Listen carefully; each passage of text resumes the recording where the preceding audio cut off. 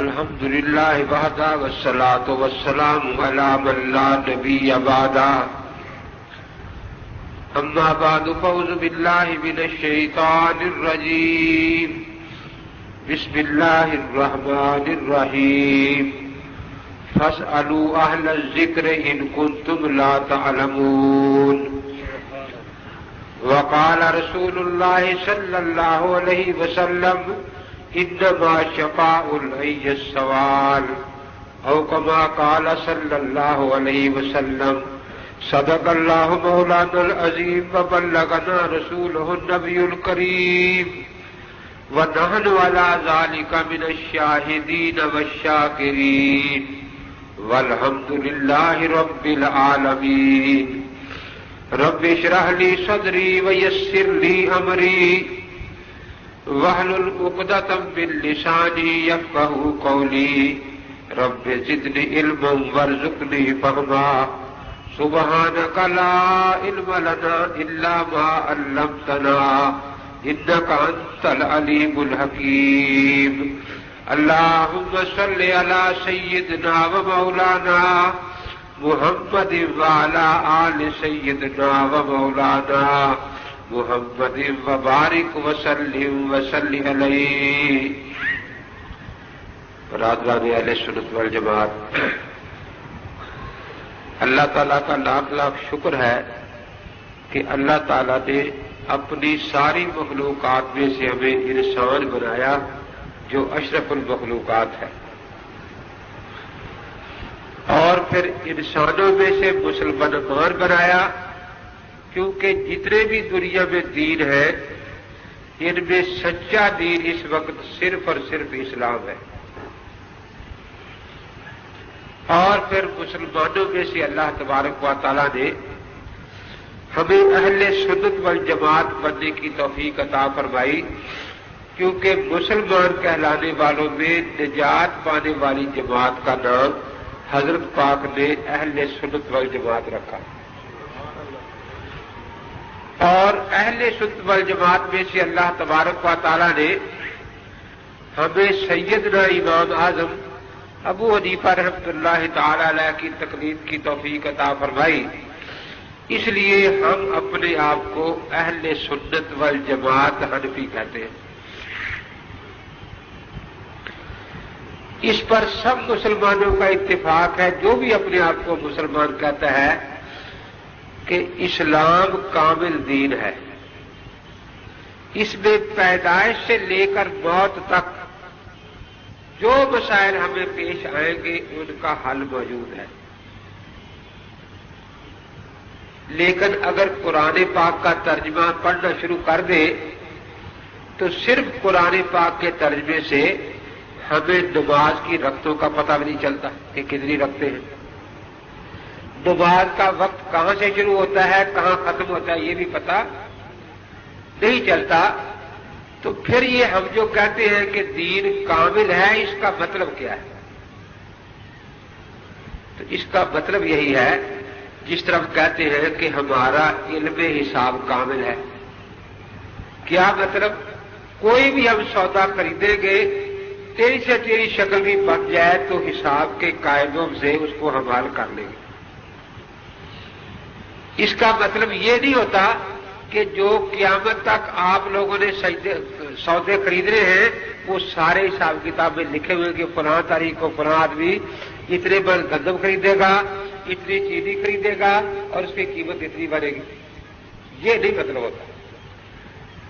مطلب یہ ہوتا ہے کہ جو نئے مسائل بھی پیش ہیں ان کو حل کیسے کرنا ہے، ان کا حل اسلام میں موجود ہے. اسی پر پہلے ایک واقعہ عرض کرتا ہوں، کیونکہ واقعہ یاد رہ جاتا ہے اور پھر بات ساتھ آسانی سے یاد ہو جاتی ہے. سیدنا امام اعظم ابو حنیفہ رحمۃ اللہ تعالی علیہ سبق پڑھا رہے تھے. رمضان شریف کا مبارک مہینہ تھا.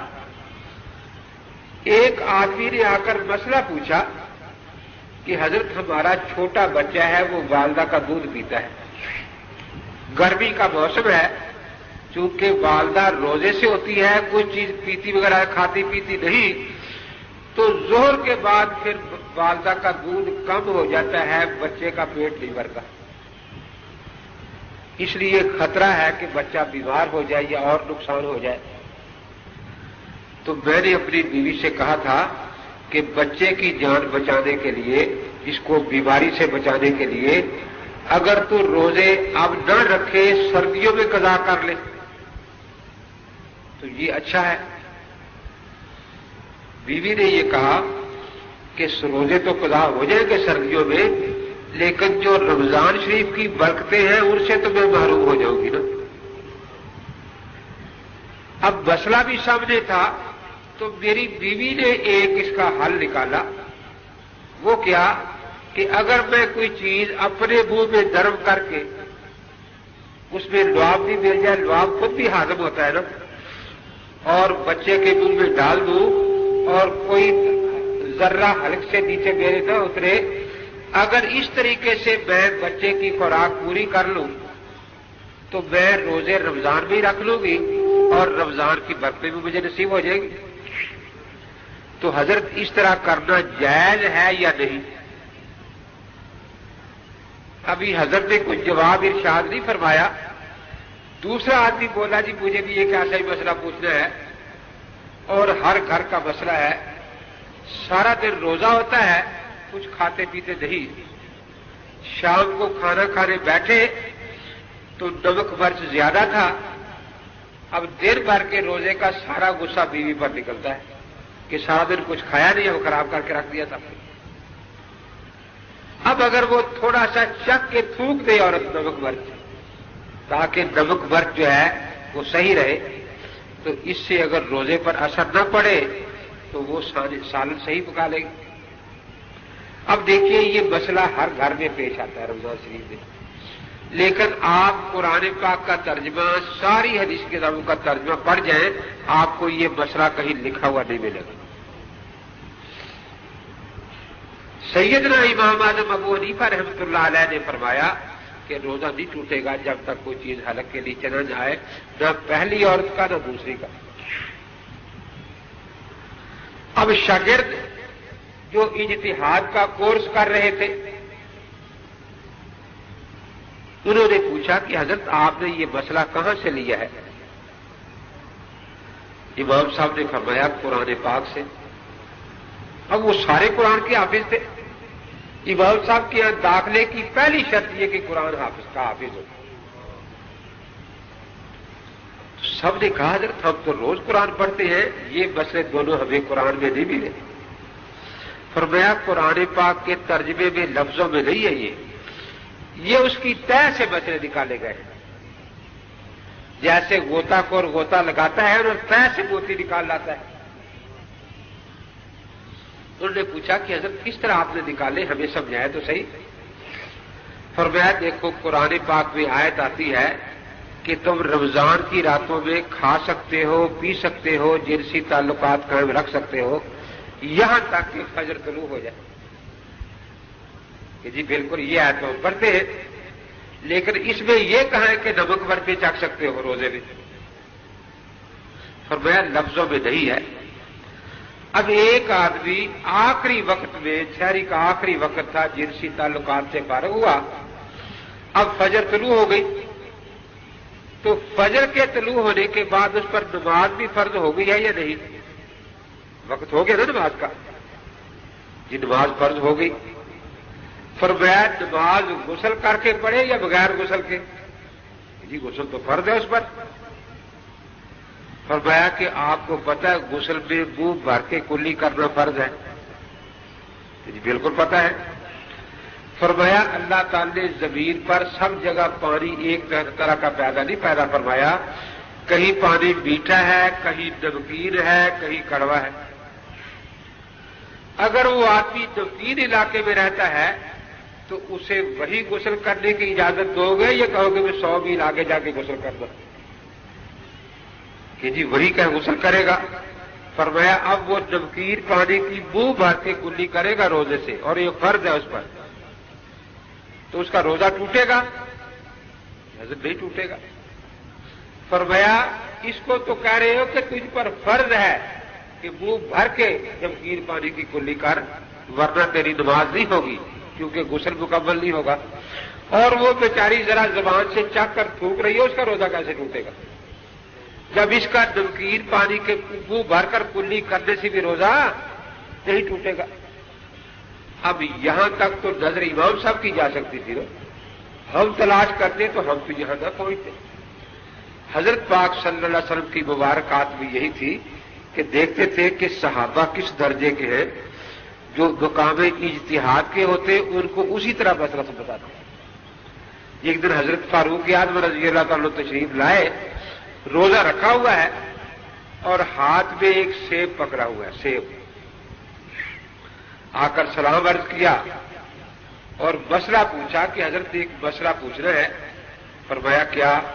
کہ روزہ رکھا ہوا ہے، اگر روزے کی حالت میں بیوی سے بوسو کنار کر لے تو روزہ ٹوٹ جاتا ہے یا نہیں؟ اب یہ مسئلہ گھر میں پیش آ جاتا ہے۔ اب دیکھا کہ سامنے جو شاگرد ہیں صحابی وہ بوجھتے ہیں، تو جواب تو اتنا ہی کافی تھا، یا فرماتے ٹوٹ جاتا ہے یا فرماتے نہیں ٹوٹتا، اتنے کا جواب۔ لیکن حضرت نے یہ جواب ارشاد نہیں فرمایا۔ فرمایا عمر تیرے ہاتھ میں کیا ہے؟ حضرت سیب ہے، دکھاؤ نا ذرا۔ حضرت عمر کے ہاتھ سے حضرت نے سیب لے لیا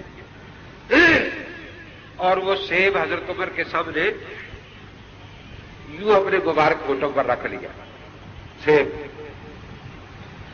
پھر حضرت عمر سے پوچھا عمر میرا روزہ ٹوٹ گیا ہے ہونٹ پر سیب رکھنے سے یا نہیں ٹوٹا؟ عرض کیا حضرت کھانے سے ٹوٹے گا، بولنے سے نہیں ٹوٹتا۔ فرمایا پھر جو مسئلہ تو پوچھنے ہے وہ سمجھ آ گیا ہے؟ حضرت بالکل سمجھ آ گیا ہے۔ تو اب دیکھیے قیامت تک اور دین تو آنا نہیں، لیکن مسائل نئے نئے پیش آتے رہتے ہیں، ان کا حل کیسے ہو؟ یہی میں مثال دیتا ہوں، ہم نماز سے فارغ ہوئے نا، ہم نے نماز کی ہر رکعت میں رکوع کیا ہے، رکوع کا ذکر قرآن پاک میں ہے، ورکعوا مع الراکعین، ورکعوا واسجدوا۔ لیکن ہم نے رکوع سے پہلے اللہ اکبر بھی پڑھی، گھٹنوں پر ہاتھ بھی رکھے ہیں، سبحان ربی العظیم بھی پڑھا ہے، اٹھتے ہوئے سمی اللہ لمن حمدہ ربنا لک الحمد بھی۔ یہ جو ہم نے کام کیے ہیں ان میں سے ایک بھی قرآن پاک میں نہیں ہے۔ یہ باتیں ہمیں اللہ کے نبی پاک کی سنت سے ملی۔ تو دیکھو ایک رکوع صرف قرآن سامنے رکھ کر پورا نہیں کر سکے، کچھ مسئلوں کی ضرورت پڑی جو ہمیں سنت سے لینے پڑے۔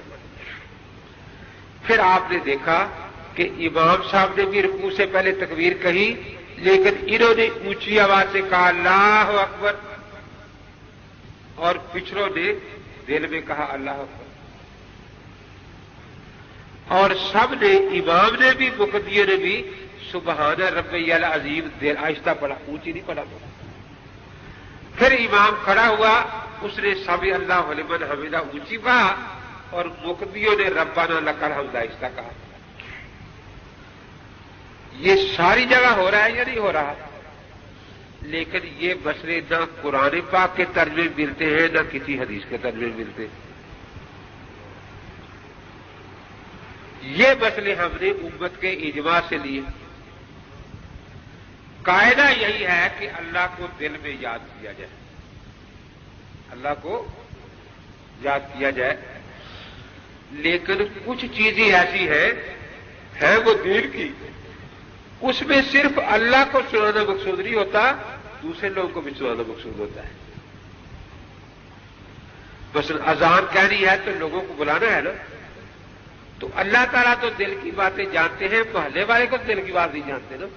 اونچی کہیں گے تو لوگ سنو گے نا۔ اکیلے ہم نماز پڑھ رہے تھے، ہم نے اللہ پر جاتے ہوئے آہستہ کہی کیونکہ صرف اللہ کو سنانی تھی، لیکن امام نے صرف اللہ کو نہیں سنانی تھی، ساتھ مقتدیوں کو اطلاع دینی تھی کہ میں رکوع جا رہا ہوں، اور مقتدی تو دل کی باتیں نہیں جانتے نا۔ اٹھتے ہوئے سمی اللہ لمن حمدہ امام نے مقتدیوں کو بھی سنانا تھا، امام نے جب نماز سے نکلنا ہے تو السلام علیکم ورحمۃ اللہ مقتدیوں کو بھی سنانا ہے، صرف اللہ کو نہیں سنانا۔ تو جہاں انسان کو بھی سنانے کی ضرورت پڑے گی وہاں ذکر بلند آواز سے ہوگا، اور باقی قاعدہ یہی ہے کہ آہستہ آواز سے ہوگا۔ اسی لیے امت کا اجماع ہے کہ امام تکبیرات اونچی آواز سے کہے، السلام علیکم اونچی آواز سے کہے، کیونکہ اس نے صرف اللہ کو نہیں سنانا، اللہ کے ساتھ ساتھ مقتدیوں کو بھی سنانا ہے، اور باقی جو نمازی ہیں مقتدی ہو یا اکیلے ہو انہوں نے کسی اور کو نہیں سنانا، اس لیے وہ سب ذکر آہستہ کریں۔ تو اب دیکھیے ایک رکوع میں جب تک ہم نے اجماع کو نہیں مانا ہم رکوع کے مسئلے پورے نہیں جان سکتے۔ اب جو مسئلے کتاب اللہ سے اور سنت سے ملے تھے ان مسئلوں میں ہم اپنے آپ کو اہل سنت کہتے ہیں، اور جو مسئلے اجماع سے ملے ان میں ہم اپنے آپ کو والجماعت کہتے ہیں۔ اب کوئی نیا مسئلہ پیش آ جائے اس کا کیا کیا جائے؟ آپ پوچھیں گے کیسے؟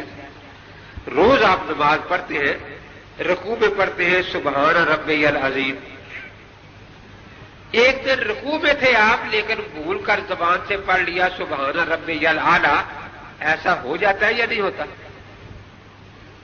اب یہ ایک نیا مسئلہ پیش آ گیا جو پہلے کبھی سنا نہیں تھا۔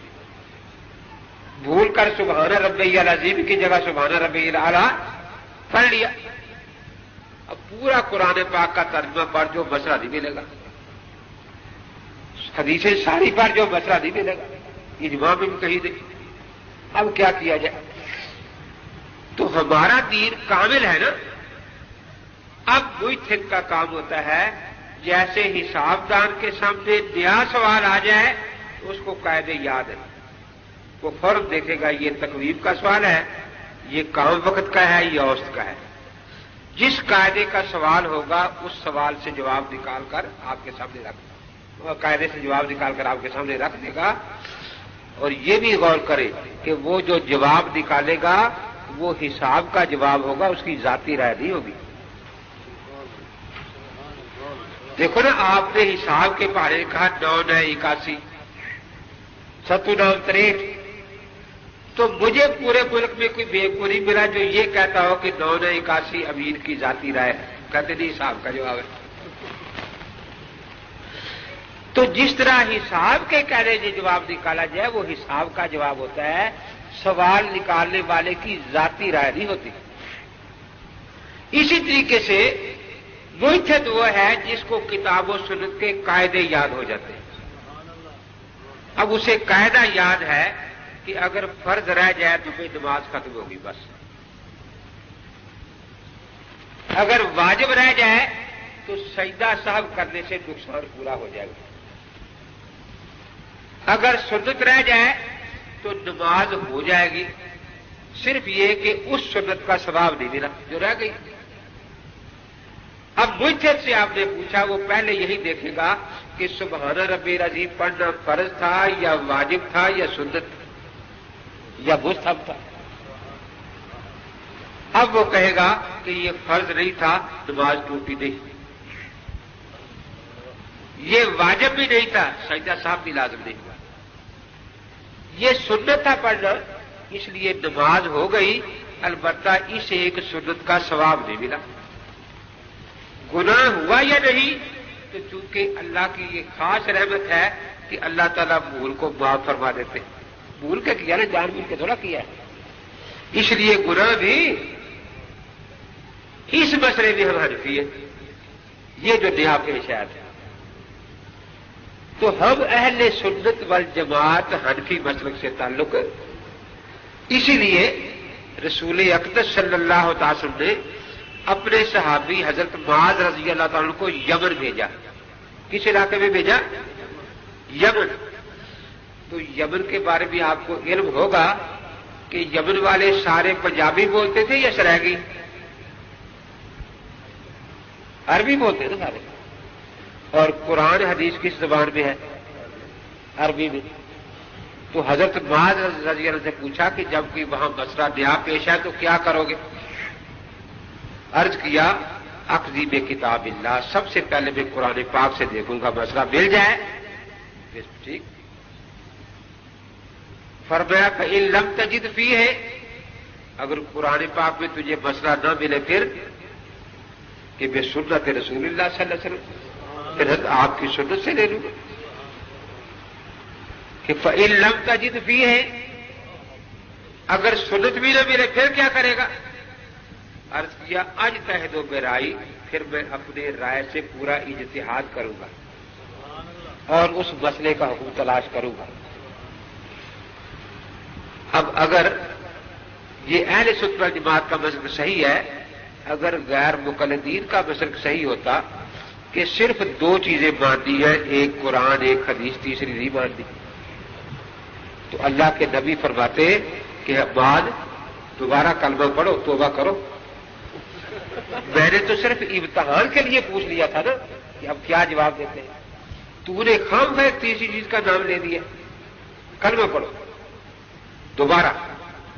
لیکن حضرت نے یہ نہیں فرمایا، بلکہ اللہ کی بارگاہ میں آتا الحمدللہ، اے اللہ تیرا لاکھ لاکھ شکر،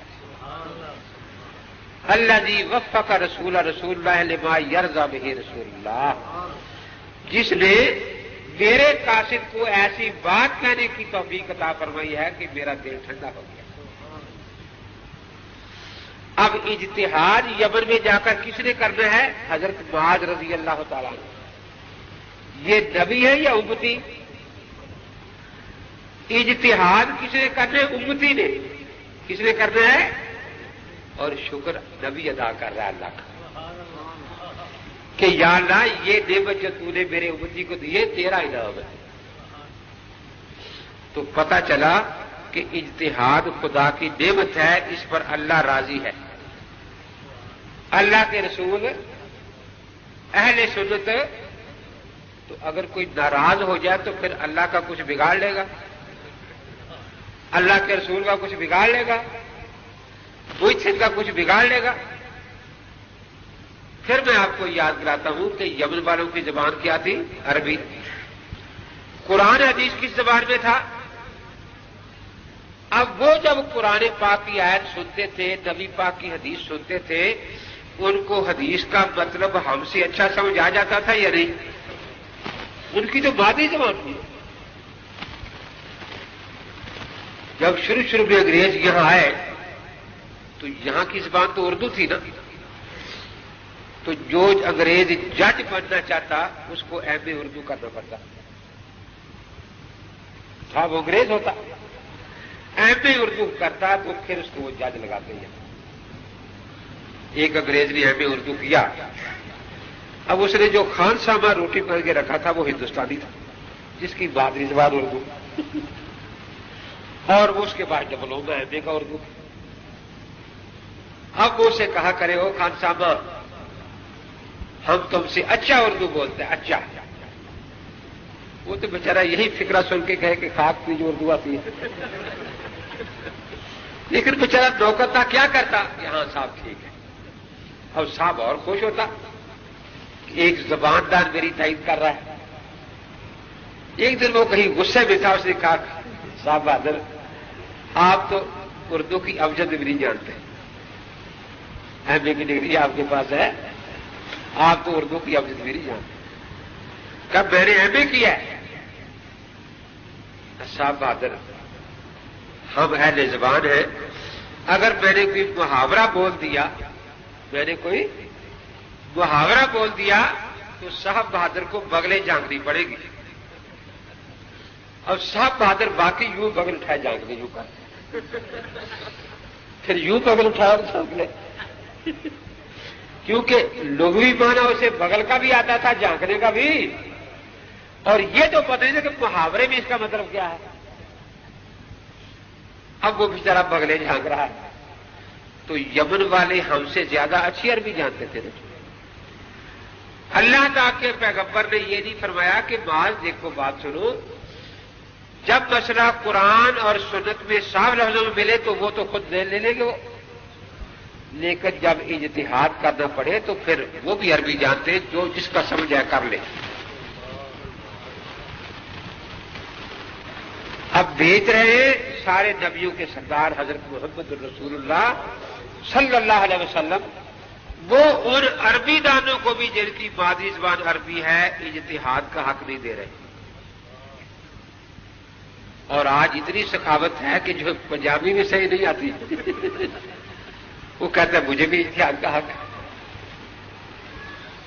گوجرانوالہ میں ایک بہت بڑی دکان ہے کتابوں کی, 10-12 ملازم ہے, اتنی بڑی دکان ہے آگے. ان میں ایک بیچارہ میرا شاگرد تھا, پھنسا ہوا کہیں تنخواہ کے لیے. ان کے شیخ الحدیث صاحب کتاب بھی لینے آئے, ان کو بٹھایا, پانی پلایا, سارے ملنے گئے, مسافہ کیا حضرت شیخ الحدیث صاحب سے, اسے بھی مسافہ کیا آ کے. تو سب نے شور مچا دیا, یہ مقلد ہے لڑکا, یہ مقلد ہے, یہ مقلد ہے. ان کے ہاں تو مقلد ہونا گویا ایک بہت بڑی گالی ہے نا. شیخ الحدیث صاحب نے بڑا حیران ہو کے پوچھا, تو مقلد ہے؟ کہ جی ہاں مقلد ہوں. کیوں مقلد ہے تو؟ اس لیے کہ جی قرآن حدیث عربی میں ہے, مجھے اردو میں نہیں آتے,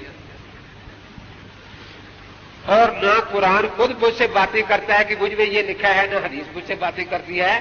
تو کوئی عالم ہی سمجھائے گا, تو جب تک میں اس پر اعتماد نہ کروں میں تو نہیں چل سکتا. اور اسی اعتماد کا نام تقلید ہے. نہیں ایسا نہ کرو, صحابہ کی طرح عمل کرو. کہ حضرت صحابہ کی مادری زبان عربی تھی, میری پنجابی ہے, اگر آپ پنجابی میں کو قرآن اتروا دیں تو ٹھیک ہے پھر. تو آخر میں تو پنجابی ہوں. اور پھر یہ کہ خود حضرت نے ہر عربی دان کو اجازت نہیں دی. ہر عربی دان تو کجا, عالم کو ہر آدمی کو اجازت نہیں ہوتی, کیونکہ وہ گہرائیوں تک نہیں پہنچ سکتا. حضرت عبداللہ بن عباس رضی اللہ تعالیٰ عنہما حضور پاک کے چچا زاد بھائی ہیں, غرب کی نماز کے بعد نفل پڑھ رہے ہیں. ایک کوئی بابا جی آ گئے, شاگرد اکرمہ مجاہد جو بڑے بڑے شاگرد ہیں ان کے, وہ بیٹھے. بابا جی نے مسئلہ پوچھا کہ میں جب پیشاب کرتا ہوں تو پیشاب کے بعد کچھ سفیدی سی آتی ہے, سفید رطوبت, تو مسئلہ یہ پوچھنے آیا ہوں کہ اس سے صرف وضو ٹوٹتا ہے, میں استنجا کر کے وضو دوبارہ کر لوں یا غسل بھی فرض ہو جاتا ہے؟ اب یہ مسئلہ پوچھنے والا بھی عربی دان ہے, اور پوچھ کس سے رہا ہے؟ جو خود وہی تھے صحابی کے شاگرد ہیں, ان سے. انہوں نے کہا کہ وضو نہیں ٹوٹتا, استنجا کر کے دوبارہ وضو کر کے نماز پڑھ لی. وہ چلا گیا بابا جی. حضرت عبداللہ بن عباس رضی اللہ تعالی نے نماز نفل پڑھتے ہوئے یہ بات سنی. جب سلام پھیرا تو فرمایا کہ بابا جی کو واپس بلاؤ. گئی بلایا. اب دیکھو جو بات ابن عباس پوچھ رہے ہیں نا, وہ حضرت مجاہد اور اکرمہ کے ذہن میں نہیں آئی. فرمایا یہ بتاؤ کہ اس سفیدی کے خارج ہونے کے بعد انتشار زائل ہو جاتا ہے یا باقی رہتا ہے؟ اگر زائل ہو جاتا ہے تو وہ نطفہ ہے, پھر غسل فرض ہو جاتا ہے. اور اگر باقی رہ جاتا ہے تو وہ وضی ہے یا مزی ہے, اس کے بعد صرف استنجا ہی کافی ہے, غسل فرض نہیں ہوتا. اب دیکھو ایک مسئلہ نیا آیا ہے, اس کا بس حکم موجود ہے کتاب و سنت میں, لیکن اکرمہ کو نہیں دیتا, مجاہد کو, اور اس گہرائی تک وہ نہیں پہنچ رہے. تو پھر وہ حیران ہوئے کہ دیکھو اس گہرائی کا ہمیں علم ہی نہیں. اب وہ اگر ظاہر ہو جاتا ہے تو دیکھو اس کی ساری نمازیں خراب ہو جاتی تھی نا, کہ بھئی حضرت مجاہد ابن عباس کی عمر نے فتوا دیا, اپنے شاگرد نے فتوا دیا. تو اس لیے کتاب و سنت پر عمل کرنے کے دو ہی طریقے ہیں, یا تو خود پوری سمجھ ہو, اور یا جن کو سمجھ ہے ان سے سمجھ کر عمل کر لیں. اسی کا ذکر اس آیت میں ہے جو میں نے آپ کے سامنے پڑھی, فَاسْأَلُوا أَهْلَ الذِّكْرِ إِن كُنتُمْ لَا تَعْلَمُونَ. ایک ایسی حقیقت قرآن میں بیان کی جس کا دنیا میں کوئی انکار نہیں کر سکتا کہ ہر فن میں آدمی دو قسم کے ہوتے ہیں, ایک فن کے ماہر اور ایک ناواقف. ڈاکٹری میں بھی ڈاکٹر کوالیفائڈ جو ہے وہ فن کا ماہر ہے, اور مریض میں ذرا ناواقف ہے. حساب میں جو حساب دان ہے وہ ماہر ہے, اور دوسرا بیچارہ جو نہیں جانتا وہ ان سے نکلوا 10 سوال. تو اہل ذکر فرمایا اور جو نہیں جانتے ان کا ذکر کیا.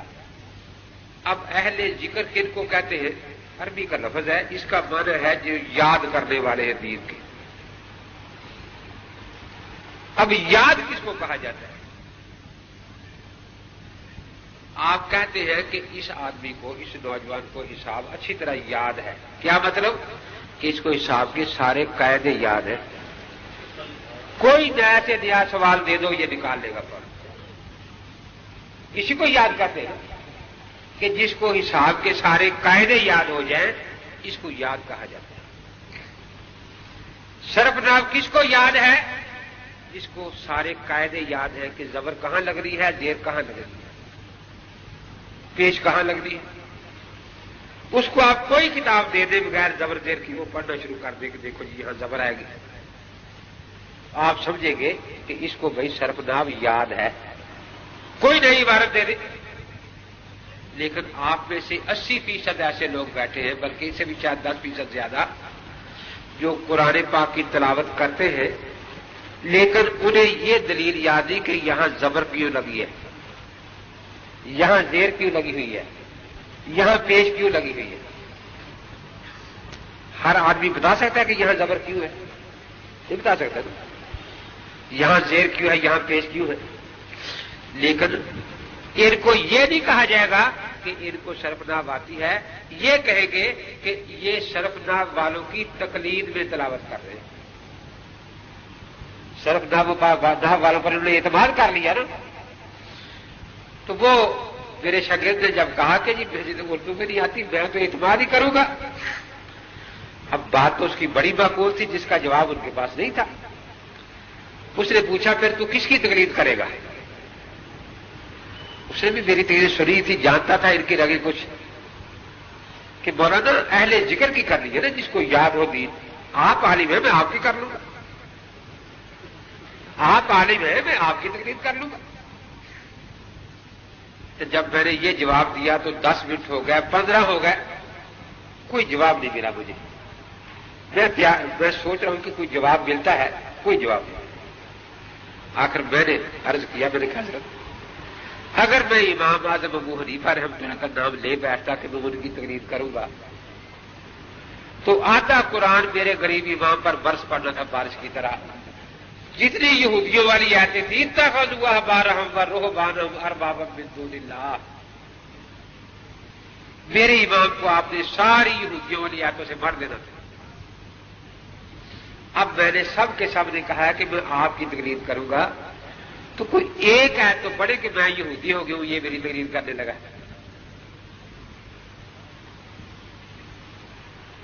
اور جو باقی قرآن بچنا تھا وہ میرے غریب مصیبت سے آ جانی تھی.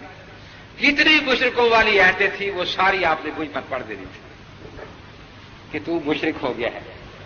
لیکن یہ جب میں امام اعظم ابو حنیفہ رحمۃ اللہ کی تقلید کا نام لے بیٹھتا، اب تو میں آپ کا مقلد ہوں نا، تو کوئی آیت قرآن میں نہیں رہی جو آپ کو یہودی بنائے اور مجھے مشرک بنائے. یہ کیا وجہ ہے کہ میں امام صاحب کی تقلید کروں تو میرا امام غریب یہودی بن جاتا ہے، میں مشرک ہو جاتا ہوں. مجھے محمدی کہنے کو بھی آپ تیار نہیں. لیکن اب 15 منٹ ہو گئے ہیں، آپ نے یہ نہیں کہا کہ تم محمدی نہیں رہا کیونکہ میری تقلید کر رہا ہے. آپ کی تقلید کے بعد میں محمدی بھی ہوں، میں مشرک بھی نہیں ہوں. تو مجھے بات سمجھ آ گئی کہ جھگڑا تقلید میں نہیں ہے، اس کے جواز میں ایک حسد ہے آپ کے دل میں امام ابو حنیفہ رحمۃ اللہ علیہ کے خلاف کہ صدیاں گزر گئی ہیں اور لوگ ان کی رہنمائی میں کتاب و سنت پر عمل کر رہے ہیں، اور ہم پڑھ کے تھک جاتے ہیں، ہمیں تو پوچھتا نہیں تم کون ہو. تو صرف یہ حسد جو ہے نا، یہ آپ کی جان کھایا جا رہا ہے، ورنہ مسئلے میں کوئی شک مجھے باقی نہیں رہا. تو فاسألوا اہل الذکر ان کنتم لا تعلمون. اب دیکھیے آپ نے 5-4 سودے خریدے، آپ کو حساب کے قاعدے یاد نہیں تھے، آپ نے شاہد معاویہ سے حساب کروا لیا. تو حساب کا وہی تھے تو وہ ہے جس نے قاعدے بنائے تھے شروع میں، لیکن جس نے سمجھ لیے ہیں وہ بھی حساب دان کہلائے گا. ایک درجے میں. اب انہوں نے کہا بھی 750 روپے بنتے ہیں یہ دے دو. تو کیا 750 کا حساب ان سے کروا کے جو پیسے دے گا تو آدمی مشرک ہو جائے گا؟ انہوں نے تقریر کی ہے نا اس کی، کیونکہ اسے حساب کے قاعدے یاد نہیں تھے، وہ مجبور تھا. سید جاوید شاہ صاحب دامت برکات العالیہ نے، آپ ان کے پاس گیا کہ حضرت کوئی دعا لکھ دے، وظیفہ لکھ دے. انہوں نے آپ کو ایک وظیفہ لکھ دیا. کوئی زبر زیر اس میں رہ گیا حضرت کے لکھنے سے. آپ مولانا کے پاس آئے، حضرت ذرا اس پر زبر زیر صحیح کر دیں، میں نے شاہ صاحب نے بتایا وظیفہ پڑھنا ہے اور مجھے صرفنام آتی نہیں، آپ کو قاعدے یاد ہے. اب یہ اگر زبر زیر اس کی صحیح کر دیں تاکہ آپ پڑھ سکیں تو کیا آپ وظیفہ پڑھ کے مشرک ہو جائیں گے؟ آج کل شرک بھی بڑا سستا ہے. میں کراچی گیا، 8-10 آدمی، لمبی لمبی داڑھی، سر بھی ننگے، پاؤں بھی ننگے آ گئے کہ مولوی صاحب دین میں تعویذ کے بارے میں کیا حکم ہے؟ دین میں تعویذ کے بارے میں کیا حکم ہے؟ اب میں تو چونکہ اس فن کا ڈاکٹر ہوں، میں تو جانتا ہوں نا. میں نے بڑی سختی سے ڈانٹا. میں نے کہا تعویذ کا دین کے ساتھ تعلق کیا ہے؟ تمہیں دین کا معنی آتا ہے کیا ہے؟ بتاؤ. نہ تمہیں دنیا کا معنی ہے نہ دین کا ہے. وہ ٹھٹک گیا. پھر آپ بتا دیں دنیا دین کس کو کہتے ہیں؟ ابھی تک تو نہیں آتا نا آپ کو. میں نے کہا سن لو، یہ اگر ایک نہر ہے، دریا ہے میرے پاس، تو اس کنارے کو دنیا کہتے ہیں، اس کنارے کو اخرا کہتے ہیں. اس طرح موت ایک بارڈر ہے. جو کام ہم موت سے پہلے کے نفع نقصان کے لیے کریں گے وہ دنیا کا کام ہے، اور جس کام کا ہمیں ثواب یا عذاب موت کے بعد ملنا ہے وہ دین کا کام ہے. یہ بنیادی فرق ہے. دنیا کے بارے میں حضرت نے فرمایا انتم عالم امر دنیا کو، کہ دنیا میں جو تمہاری سمجھ میں کرو. دین سے اگر ٹکرائے گی دیکھا جائے گا. اور دین کے بارے میں فرمایا کہ اس میں نئی بات پیدا نہ کرنا. جب میں نے سمجھایا، اب میں نے پوچھا کہ اب جو لوگ تعویذ لیتے ہیں وہ کس لیے لیتے ہیں؟ کہ شاہ صاحب تعویذ دے دو پولیس رات سے گزر جائیں، اس لیے لیتے ہیں. شاہ صاحب تعویذ دے دو قبر بھی عذاب نہ ہو، اس لیے تعویذ لیتے ہیں. موت کے بعد کے لیے لیتے ہیں یا موت سے پہلے پہلے کے کاموں کے لیے لیتے ہیں؟ کہ جی بخار نہ ہو جائے، سر درد نہ ہو جائے، اسی کام کے لیے لیتے ہیں. تو جب یہ دنیا کا کام ہے تو اس کا دین کے ساتھ تعلق کیا بھائی؟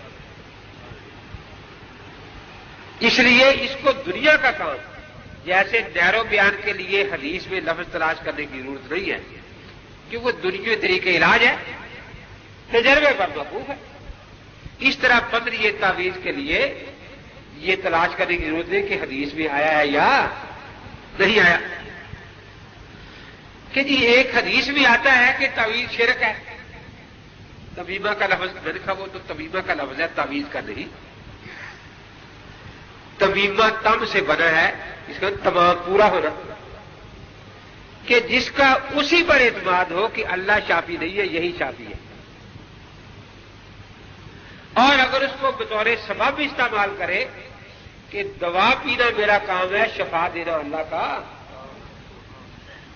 یہ ایک سبب ہے، تو پھر اس کو تمیمہ نہیں کہتے، پھر اس کو تعویذ کہتے ہیں. تو میں نے کہا چونکہ مشرکین شرکیہ کرتے تھے تو ان کو شرک کہا گیا. میں نے کہا دیکھو عام فہم بات ہے، آپ سے بھی پوچھتا ہوں، لا الہ الا اللہ زبان سے پڑھنا شرک ہے؟ لا الہ الا اللہ کاغذ پر لکھ دینا شرک ہے؟ مسجد پر دیوار پر لکھ دینا یہ لکھا ہوں لا الہ الا اللہ شرک ہے؟ کہتے زبان سے پڑھنا شرک نہیں، لکھنا شرک نہیں، لپیٹ کر یہاں باندھنے کے لیے شرک ہو جائے گا.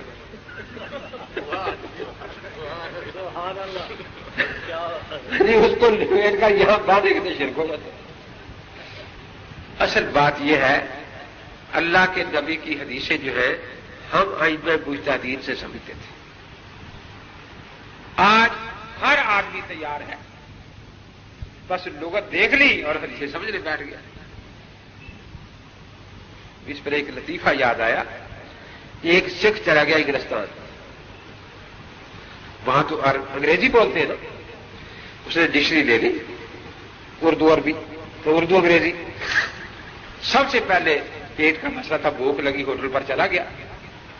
تو جیسے ہمارے ہاں بڑے ہوٹل ہوتے ہیں نا، تو ان میں ہر چیز الگ الگ مل جاتی ہے، سری الگ، پائے الگ، گردے الگ. اس کا دل چاہا زبان کا گوشت کھانے کو.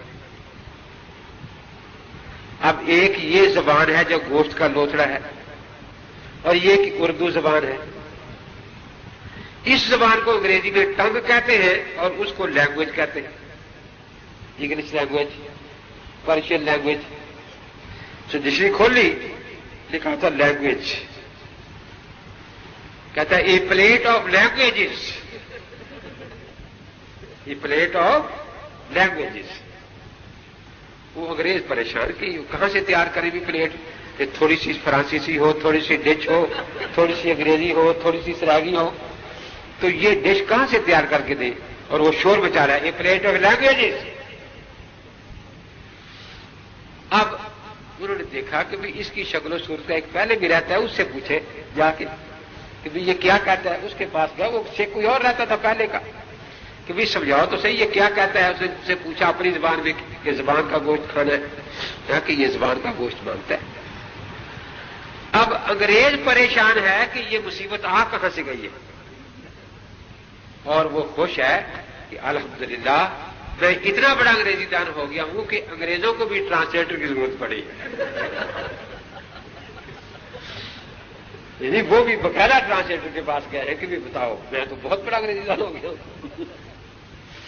خیر انہوں نے ایک پلیٹ دے دی، کھا لی، ذرا چٹکارا اچھا لگا. ایک اور لے لی، پھر ڈکشنری کھول لی اور کہ لکھے and, one plate and, one plate and. وہ انگریز پھر پریشان کہ یہ کیا مصیبت ہے. پھر وہ پہلے شیخ سے پوچھا بھی کیا کہتا ہے، کہتا ہے یہ ایک اور دینی چاہے تو. وہ کھا لی. اب پھلوں پر نظر دوڑائی، آلو بخارا رکھا تھا، جسے کھولی آلو کا لفظ ملا، پوٹیٹو. بخارا تلاش کرتا رہا، نہیں ملا، بخار مل گیا. کہتا ہے اے پلیٹ آف پوٹیٹو فیورا، یہ پلیٹ آف پوٹیٹو فیورا. انگریزوں بیچاروں کے فرشتوں بھی پتہ نہیں یہ کس بات کا نام ہے. تو بات ہنسنے کی نہیں، رونے کی ہے. آج ہر سکھ چاہتا ہے کہ کتاب و سنت کی تشریح میں خود ہی کر لوں لوگ دیکھ کر، اور اسی کو روکنے کے لیے تقلید ہے کہ ماہرین سے بھی کرانے. قانون کے ماہرین سے قانون سمجھو، قانون کے ماہر کی تشریح پر عمل کرو گے تو سب کہیں گے کہ قانون پر اس نے صحیح عمل کیا. لیکن ایک جج صاحب مثال کے طور پر مجھے کہہ رہے ہیں کہ بھی تو نے جو یہ فکرہ کہا ہے نا تقریر میں، یہ حکومت پاکستان کی فلاں دفعہ تعزیرات دیوان کے خلاف ہے اور اس کی اتنی سزا ہے. یہ جج صاحب مجھے کہہ رہے ہیں دل پر. اب مجھے کیا حق ہے میں آگے سے کہوں کہ جج صاحب آپ بھی پاکستانی، میں بھی پاکستانی.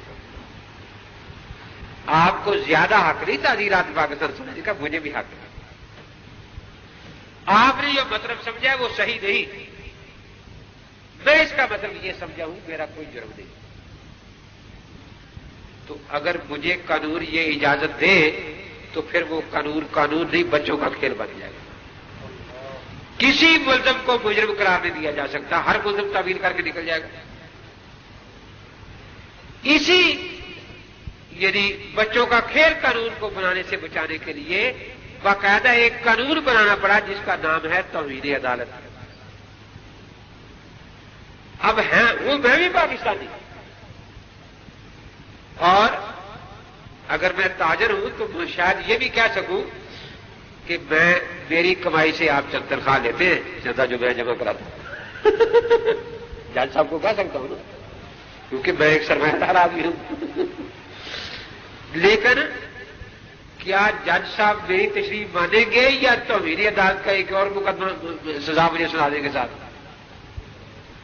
تو یہ قانون جو ہر 4-5 سال کے بعد ریوائز کرنا پڑتا ہے، اس کی حفاظت کے لیے بھی اگر کوئی قانون ہے کہ نااہل اس کی تشریح نہ کرے تو وہ قانون جو قیامت تک چلنا ہے، اگر وہ ہر نااہل کو دے دیا جائے کہ بھی جو چاہے تشریح کرو تو پھر قانون نہیں رہے گا، بچوں کا کھیل بنے.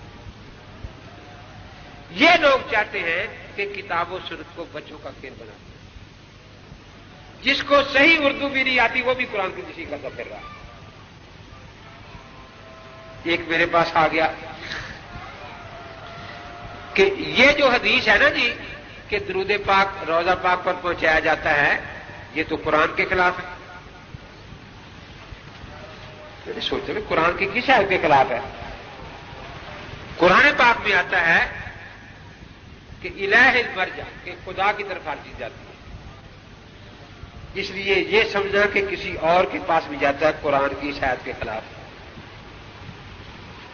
تو بڑا زور جناب. عجیب بات یہ ہے کہ وہ ایک وکیل تھا اور کہتا تھا کہ میں نے ایم.اے. اسلامیات بھی کیا ہوا ہے. میں نے سکھا کہ تجھے ایک آیت کا ترجمہ نہیں آتا. میں نے پوچھا جب کوئی آدمی فوت ہوتا تو کیا پڑھتا ہے؟ کہ انا للہ و انا الیہ راجعون، کہ ہم نے اللہ ہی کے پاس واپس ہے. تو اگر تو باپ کو ملے کے خلاف ہے، وہ تو یہ ہے کہ بالآخر وہاں پہنچنا ہے.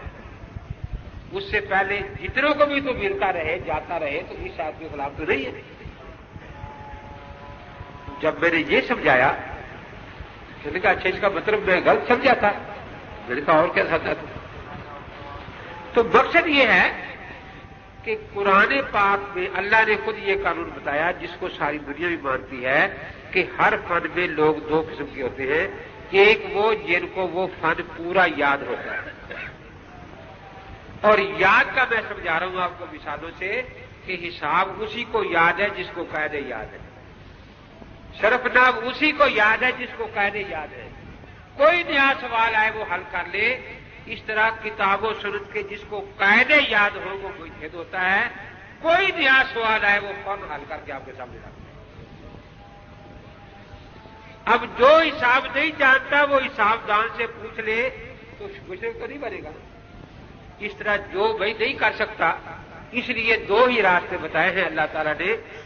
ان فی ذالک لذکر لمن کان لہ قلب او القی السمع وهو شہید، کہ میں اس قرآن سے 2 ہی لوگ نصیب کر سکتے ہیں، حاصل کر سکتے ہیں. ایک وہ جس کا دل خود روشن ہو، صاحب بصیرت ہو، جس کو یاد ہو وہ اس کی اللہ تک پہنچ سکتا ہو.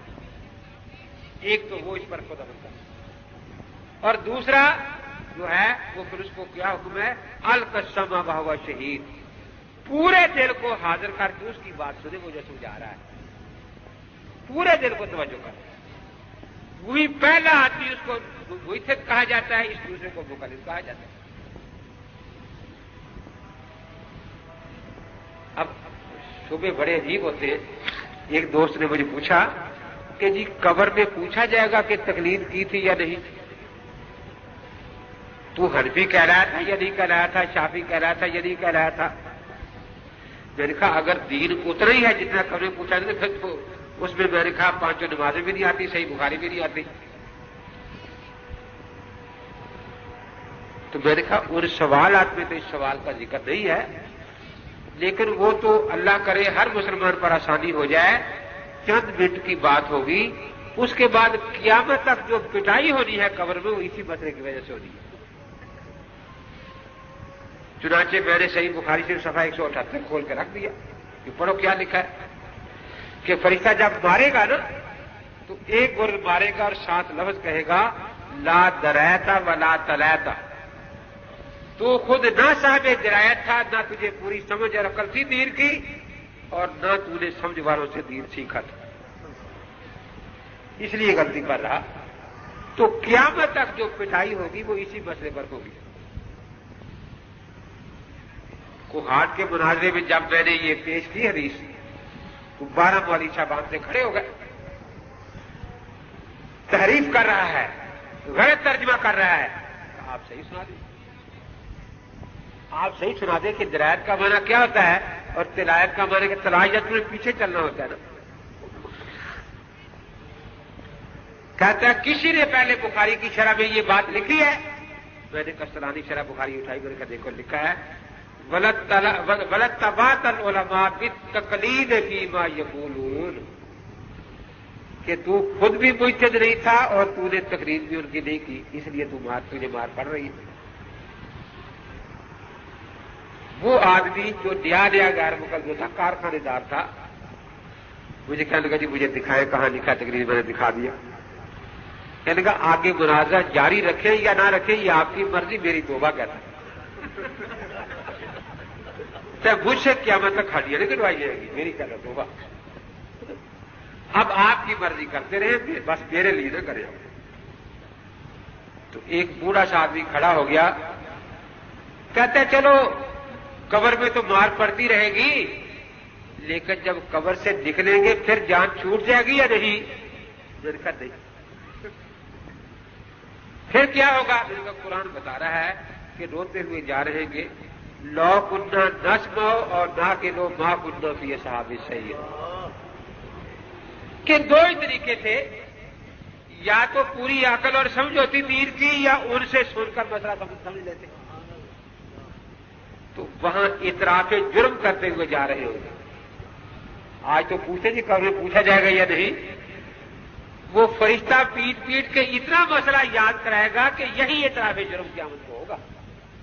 جاتے ہوئے ایک ہی پکار ہوگی لو کننا نسمع اور نہ کہ لو ما کننا فی اصحاب السعیر. تو بات یہی ہے, اس میں کوئی ایسی بات نہیں. جو جس فن کو نہیں جانتا وہ دوسرے سے سمجھتا. میں ایک مناظرے میں جب آیت پڑھی, اب وہ یاد ہوتی ہے, کہنے لگے جی حدیث سے تفسیر کرو, حدیث سے تفسیر کرو. میں نے کہا حدیث سے سن لو. ابو داؤد شریف میں واقعہ ہے, میں نے سنایا کہ حضرت پاک صلی اللہ تعالی علیہ وسلم نے ایک لشکر بھیجا, خود اس میں تشریف نہیں لے گئے. اب وہاں لڑائی شروع تھی, تو لڑائی میں ایک شخص کے گہرا یہاں زخم ہو گیا سر پر. اتفاق یہ ہے کہ وہ زخمی آدمی رات سویا تو اسے ایسا خواب آ گیا جس کے بعد غسل فرض ہو جاتا ہے. اب دیکھو یہاں دو باتیں آ گئی. ایک تو قرآن کی آیت اسے یاد ہے, اس کو عربی آتی ہے کہ پانی نہ ملے تو تیمم کرو. اب یہاں پانی تو موجود ہے,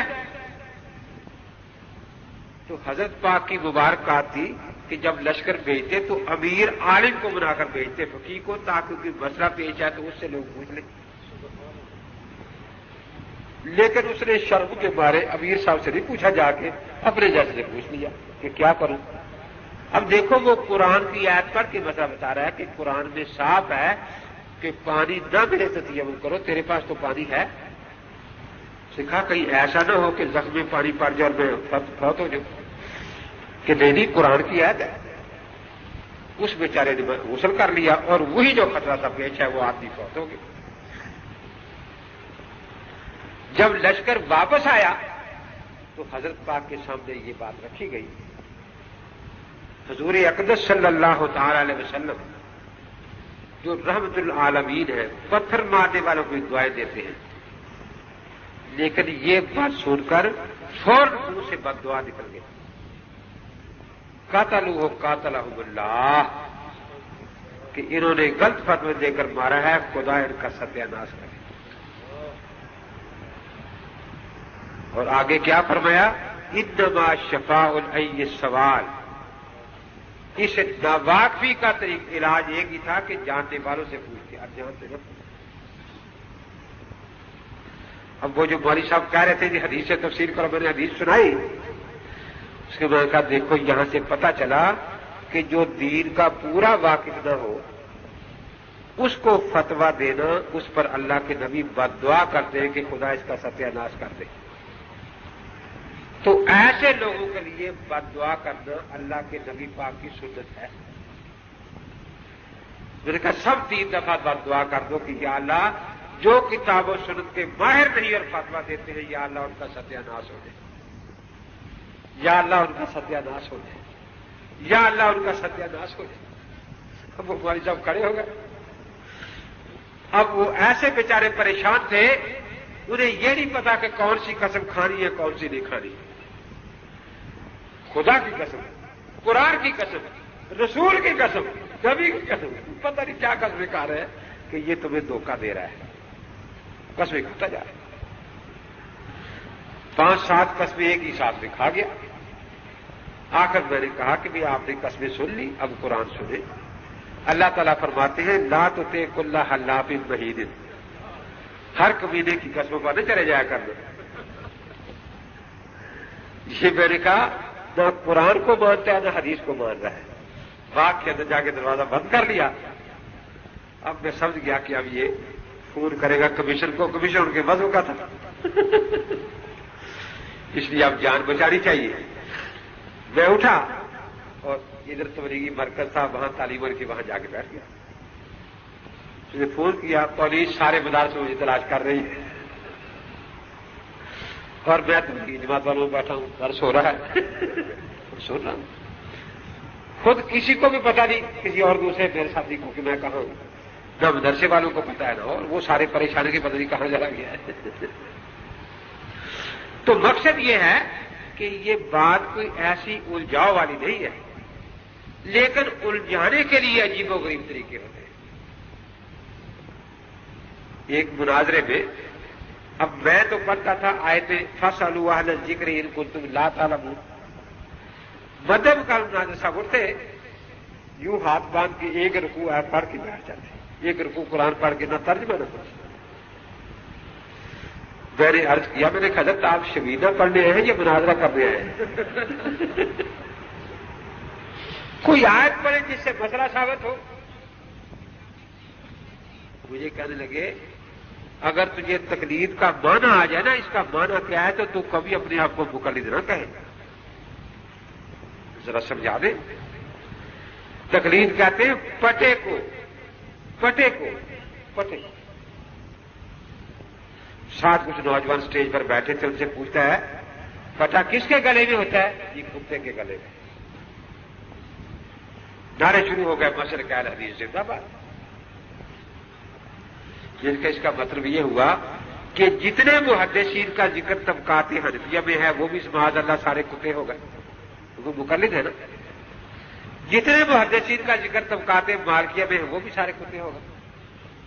جتنوں کا ذکر طبقات شافعیہ میں ہے وہ بھی سارے کتے ہو گئے, اور جن کا ذکر طبقات حنابلہ میں وہ بھی سارے کتے ہو گئے, اور آپ کا مسلک زندہ ہو گیا. مجھے کہتا ہے تو انکار کرتا ہے, اس کا معنی پتہ نہیں ہوتا. میں نے کہا کر, میں انکار تو نہیں کرتا, لیکن جس طرح اس کا پٹا معنی ہوتا ہے, اس کا معنی ہار بھی ہوتا ہے, اور ہار ہوتا ہے انسانوں کے گلوں میں. اب انسان انسانوں والا معنی یاد کر لیتے ہیں, کتے کتوں والا یاد کر لیتے ہیں. نظر اپنی اپنی پسند ہو, ہم کیسے ان کو مجبور کریں گے تم انسانوں والا معنی یاد کرو. اس پر بڑا پریشان ہوا. حدیث میں دکھاؤ, حدیث میں کہ تقلید کا معنی ہار ہوتا ہے. میں نے کہا معنی حدیث میں ہوتے ہیں یا لغت میں ہوتے ہیں؟ لیکن تجھے تو میں منہ مانگی موت دوں گا. آج مشکات شریف غیر مقدموں کے ترجمے والی میں نے اٹھا لی, وہاں حدیث پاک تھی واجب العلم عند غیر علیہ کا مقلد الخنازر اللؤلؤ والمرجان او کما قال صلی اللہ علیہ وسلم, کہ نااہلوں کے سامنے علمی باتیں رکھنا ایسا ہے جیسے خنزیروں کے گلے میں ہیرے جواہرات موتیوں کے ہار ڈال دیں. میں نے کہا دیکھو یہاں ترجمہ ہار لکھا ہے, اور اس حدیث سے 3 باتیں ثابت ہو رہی ہے. کتنی؟ ایک تو یہ کہ تقلید کا معنی ہار ہوتا ہے, تو آپ نے کہا تھا حدیث سے ثابت کرو, میں نے ثابت کر دیا. دوسرا یہ کہ وہ کتنا قیمتی ہار ہوتا ہے, اس میں کتاب اللہ کے موتی, سنت کے ہیرے, اجماع کے جواہرات ہوتے ہیں. اور تیسرا یہ کہ آپ جیسے خنزیروں کے لائق نہیں، ان کے لائق وہ ہار نہیں ہے. بس اس کے بعد شور بچا دیا. تو دیکھو اس میں کوئی ایسی بات نہیں ہے جو گناہ کی. میں رحیم یار میں بیٹھا تھا، 5-7 مولوی صاحبان آ گیا کتابوں کی گڈیاں لے کر. مناظرہ ہوگا، چلو ٹھیک ہے ہو جائے گا. جب میں نے کہا ٹھیک ہے ہو جائے گا، تو سے نہیں ہوگا. کیوں؟ کہ تو پرائمری اسکول کا ماسٹر ہے. میں نے کسی حدیث میں منع ہے کہ پرائمری اسکول کے ماسٹر مناظرہ نہ کرے، تو مجھے حدیث سنا دے، میں نہیں کروں گا. میں مولوی صاحب کی محنت کر لوں گا کہ مولانا آپ مناظرہ کریں، مجھے حدیث پاک نے منع کر دیا. آپ کوئی حدیث سنائے؟ خاموش. میں نے پوچھا کہ تقلید کیا چیز ہے جس کو آپ اتنا برا سمجھتے ہیں اور ہم اس کو اچھا سمجھتے ہیں؟ یہ عربی لفظ ہے، آپ ان ان پڑھوں کو سمجھیں کہ تقلید ہے کیا چیز. یہ تقلید کہتے ہیں کہ دین کا کوئی مسئلہ کسی امتی سے پوچھا جائے یا امتی خود مسئلہ بتائے اور اس کے ساتھ قرآن کی آیت یا نبی پاک کی حدیث نہ بتائے، صرف مسئلہ بتائے اور پوچھنے والا دلیل پوچھے بغیر اس مسئلے پر عمل کر لے. یہ ہے تقلید. بہت اچھا. میں نے کہا کہ بش آپ سارے شہر والے ہیں، پڑھے لکھے بیٹھے ہیں. حضرت عثمان رضی اللہ تعالیٰ عنہ نے جب جمعے کی ایک زائد اذان شروع کروائی، یہ کروائی ہے کہ جی کروائی، اس نے کون سی قرآن کی آیت سنائی تھی ساتھ؟ کہ جی کوئی بھی نہیں. پھر کون سی حدیث سنائی تھی؟ کہ کوئی بھی نہیں. صحابہ نے میں نے کہا مطالبہ کیا کہ آیت سناؤ؟ کہ نہیں کیا. میں نے کہا حدیث کا مطالبہ کیا کہ نہیں کیا. پھر صحابہ مان گئے کہ مان گیا. تو میں یہ تقلید ہوئی یا نہ ہوئی؟ کیا یہ صحابہ آپ کے ہاں مشرک ہیں؟ تو بھائی صاحب کہنے لگے مشرک تو نہیں کہتے، غلطی تو کی نا انہوں نے، غلطی تو کی. اب میں تو ابھی نہیں بولا، ان کے آگے ٹیچر ہاتھ باندھ کے کھڑے ہوئے، مولوی صاحب خدا کے لیے اللہ کے لیے ہمیں معاف کر دو. پہلے اماموں کی غلطیاں بتاتے ہیں، اماموں کو گالیاں دیتے ہیں، ہم صحابہ کی غلطیاں بتانی شروع کر دی. کوئی چیز تو ہمارے پاس بھی رہنے دو نا، اب صحابہ کو بھی ہم گالیاں دیں. اب میں سمجھا کہ یہ آدمی بات سمجھنا چاہتے ہیں. اس کو میں نے کہا نا اصغر صاحب آپ ظہر کی نماز پڑھ آئے ہیں؟ کہ جی ہاں. میں نے کہا رکوع میں جو تسبیح پڑھی تھی اونچی زبان سے پڑھی تھی آہستہ زبان آواز سے؟ کہ جی آہستہ آواز سے. ذرا اس کی حدیث سنا دیں. جی اس کی حدیث تو مجھے نہیں آتی. تو میں نے کہا پھر کس کی تقلید میں آپ نے پڑھی تھی یہ؟ جی ہمارے مولوی صاحب نے کہا تھا کہ آہستہ پڑھنی چاہیے. میں نے کہا مولوی صاحب یہ ایک آپ کا مقلد بیٹھا ہے، یہ مشرک ہے اور آپ مشرک گر ہیں، اس کو مشرک بنا رہے ہیں.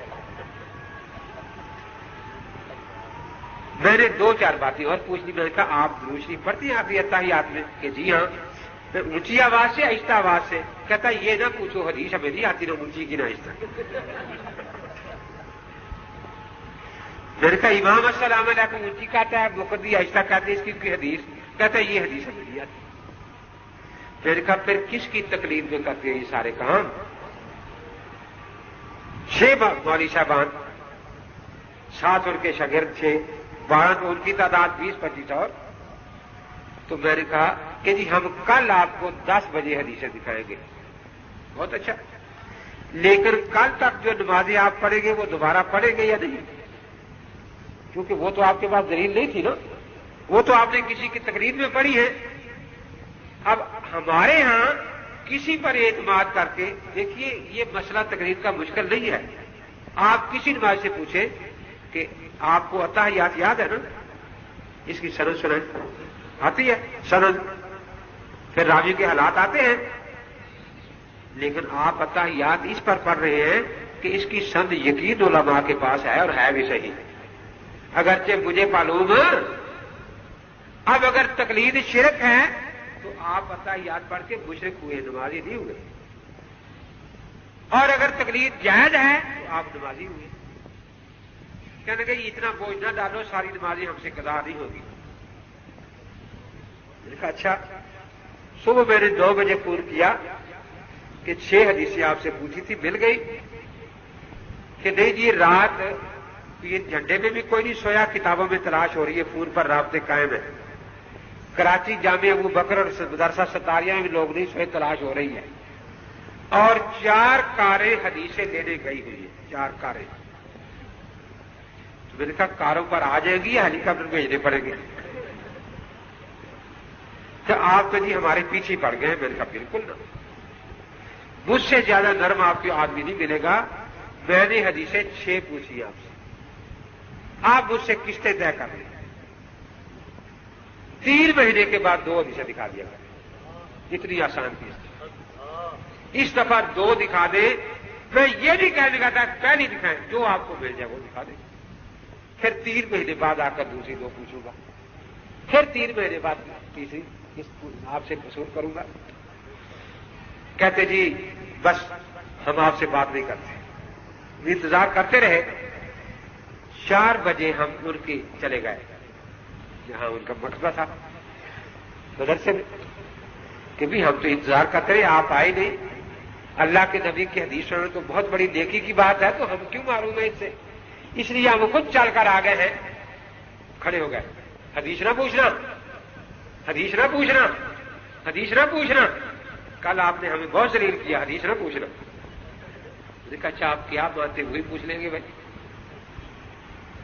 ہم آپ کی فقہ بالکل نہیں مانتے۔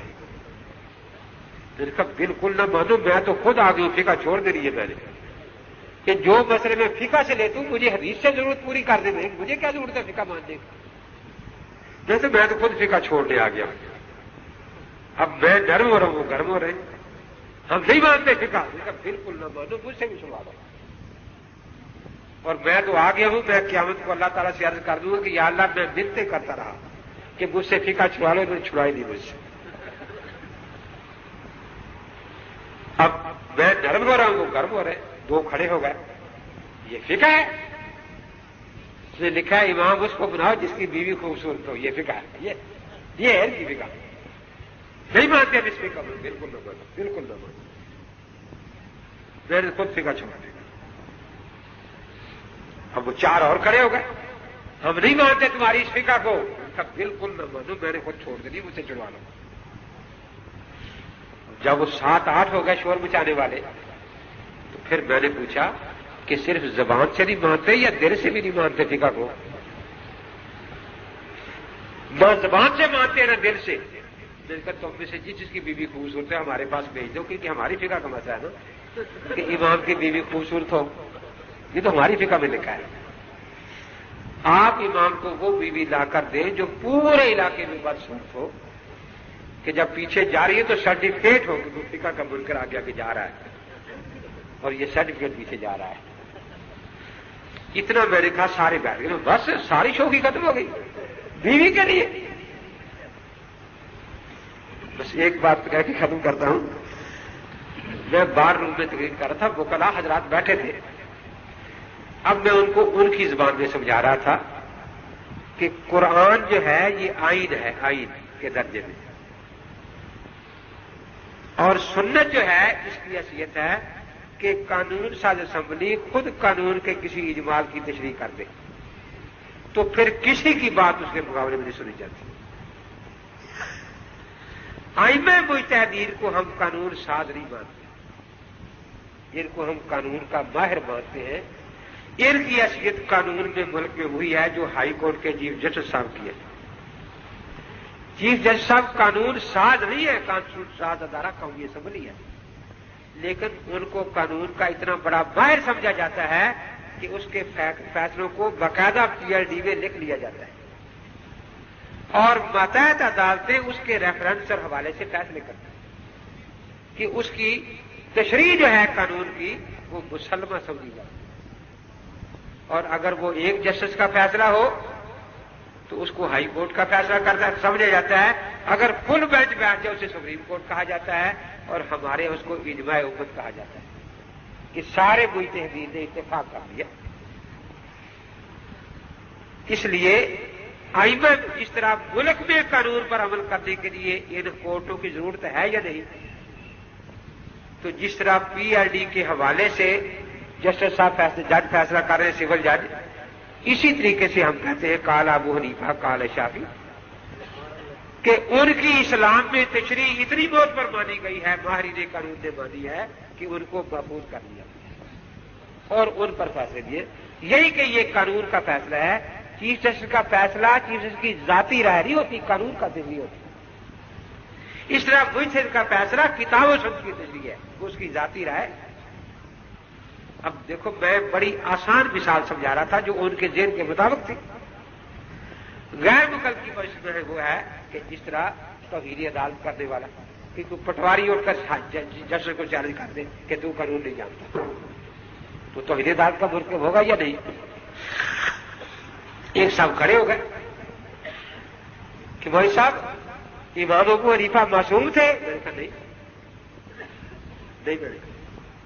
بیٹھ گیا. میں نے کہا بات پوری پوچھنی چاہیے، ادھوری نہیں پوچھنی چاہیے. کہ پوری نہیں؟ میں نے کہا نہیں. کیسے پوری نہیں؟ لیکن ایسے ہی تو مجھے پوچھتا مجھے کہ تو ہندو ہے؟ میں کہتا نہیں.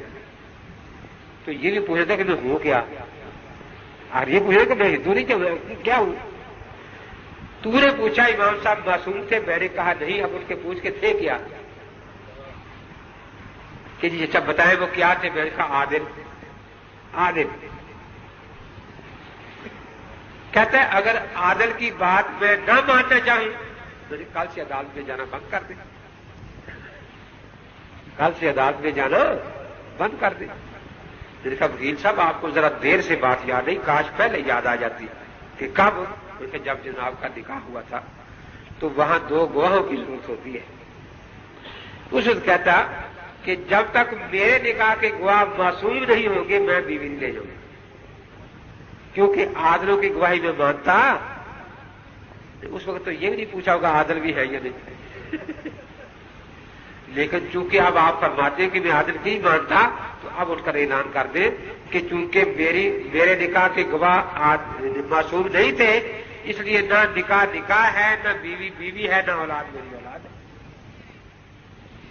بڑا پریشان ہوا. میں نے کہا دیکھو فقہ بعد میں چھوڑنی پڑے گی، بیوی بچے پہلے گھر سے نکل جائیں گے. سودا میں دیکھ لو کتنا دو باہر. اور پھر یہ نہ کہنا کہ صرف فقہ چھوڑنی پڑے گی، حدیث کا راوی بھی عادل ہی ہوتا ہے، معصوم نہیں ہوتا. پھر حدیث بھی آپ کو چھوڑنی پڑے گی کیونکہ معصوم تو نہیں، غلطی ہو سکتی، امکان ہے. اس کے بعد بیٹھ گیا. ایک دوسرے صاحب کھڑے ہو گئے کہ جی امام ابو حنیفہ سے اختلاف کا حق نہیں ہے. جن کا آپ کو بالکل نہیں نہ مجھے، کیونکہ آپ وکیل ہیں، آپ وکیل صاحب سے اختلاف کر سکتے قانون میں، لیکن ڈاکٹر صاحب سے نسخے میں اختلاف نہیں کر سکتے. آپ لوگ کہیں گے وکیل صاحب کو کیا ہوگا، ڈاکٹر سے لڑ رہے جا کے. سنار سے آپ سونے کے بارے میں اختلاف نہیں کر سکتے، سنار کی بات نہیں کر سکتے، بلکہ چمار سے بھی چمڑے کے بارے میں آپ اختلاف نہیں کر سکتے کیونکہ اس فن کا ماہر وہ ہے نا. تو اس طرح امام ابو حنیفہ مجتہد تھے، ان کے ساتھ اختلاف کا حق مجتہد کو ہے، تجھے نہیں، نہ مجھے ہے. اور جن کو حق تھا انہوں نے اپنا حق استعمال کیا ہے. امام شافعی نے حق استعمال کیا ہے، امام مالک نے اپنا حق استعمال کیا ہے، امام ابن حنبل نے اپنا حق استعمال کیا ہے. اس لیے تجھے تو کوئی حق نہیں ہے، تو آرام سے بیٹھ. وجہ آرام سے بیٹھ گیا. تو مقصد یہی ہے کہ تقلید کس کو کہتے ہیں؟ کتاب و سنت پر عمل سب کے ہاں ضروری ہے یا نہیں؟ اب اس کے 2 ہی طریقے، تیسرا کوئی طریقہ نہیں. یا تو خود کتاب و سنت کا ماہر ہوگا، جیسے ڈاکٹر کوالیفائڈ خود ماہر ہے تو وہ خود نسخہ لکھ سکتا ہے، لیکن مریض اس کی ریس نہیں کر سکتا. اسی طریقے سے جو کتاب و سنت کا ماہر ہے وہ خود اس پر اپنی بصیرت سے عمل کرے گا، اور جو ماہر نہیں وہ اس کی بصیرت سے فائدہ اٹھائے گا اور قرآن حدیث پر عمل کرے گا. تو قرآن و سنت پر عمل کرنے کے طریقے 2 ہیں، تیسرا کوئی طریقہ ہے ہی نہیں. تو اس لیے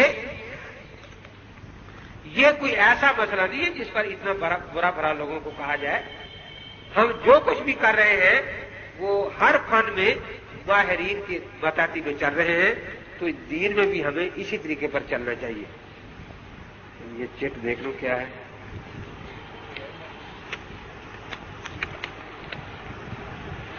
تقلید فرض ہے، واجب ہے، سنت ہے، مستحب ہے، دلیل کے ساتھ وضاحت فرمائیں۔ کتاب و سنت پر عمل فرض ہے یا نہیں؟ اور میں نے بتایا کہ کتاب و سنت پر عمل کے دو ہی طریقے ہیں، یا خود سمجھو یا دوسرے سے پوچھ کر عمل کرے۔ سورۃ فاتحہ پڑھنی واجب ہے نا، یہ واجب بالذات ہے، اس پر زبر زیر لگانا واجب بالغیر ہے، تاکہ جن کو قاعدہ نہیں آتا وہ یہ واجب ادا کر سکے۔ ہمارے ہاں نبی چونکہ معصوم ہے، ہم نبی کی تابعداری کو فرض کرتے ہیں۔ مجھ سے خطا کا امکان ہے، اس لیے خطا کے امکان کی وجہ سے اس تقلید کو واجب کرتے ہیں، ہم اس کو نبی کے برابر نہیں کرتے۔ خطا کا امکان ہے نا، اس لیے تقلید مطلق واجب بالذات ہے اور شخصی واجب بالغیر ہے، کیونکہ یہاں ایک ہی امام کا مذہب ہے، دوسروں کا ہے ہی نہیں۔ اب یہ کہنا کہ تقلید میں امام کا نام بھی دکھاؤ، کس کی کریں؟ یہ ایسا ہی ہے جیسا کہ بڑے حدیث کے علاج کرانا چاہیے، اب وہ کہیں کہ ڈاکٹر صاحب کا نام بھی دکھاؤ، اللہ کے نبی نے فرمایا ہو کہ فلاں ڈاکٹر سے علاج کروانا۔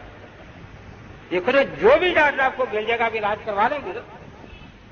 اب ایک آدمی نے حدیثیں پڑھی کہ بھی جماعت کے ساتھ نماز پڑھنی چاہیے، اب کہتا ہے کہ امام وہ بتاؤ جس کو اللہ کے نبی نے بھیجا ہماری مسجد میں۔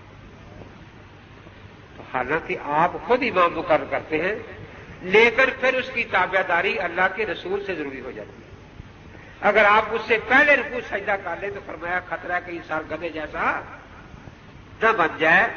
تو تقلید کا میں نے مسئلہ بتا دیا کہ تقلید مطلق واجب بالذات ہے، کیونکہ اس کے بغیر وہ واجب اجتہادی مسائل کا ادا نہیں کر سکتے، اور شخصی واجب بالغیر ہے، اس کے لیے نام کی ضرورت نہیں ہوتی کہ جو بھی آپ کو اویلیبل ہوگا۔ اب آپ نے قرآن پڑھنا ہے، اب آپ کہیں کہ میں قرآن نہیں پڑھوں گی جب تک حافظ صاحب کا نام حدیث میں دکھاؤ کہ فلاں حافظ صاحب سے پڑھو، تو یہ سوال معقول ہے، یہ غیر معقول ہے؟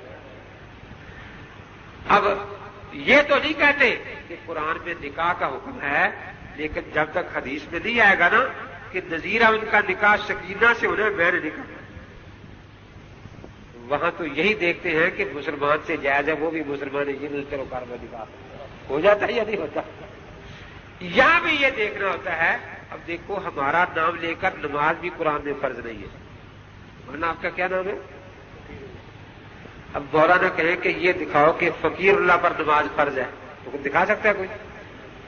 ہم کہیں گے دیکھو دو باتیں سمجھو، آپ پڑھے لکھے ہیں، دلیل کا ایک حصہ قرآن بھی ہوتا ہے، ایک باہر خارج بھی ہوتا ہے۔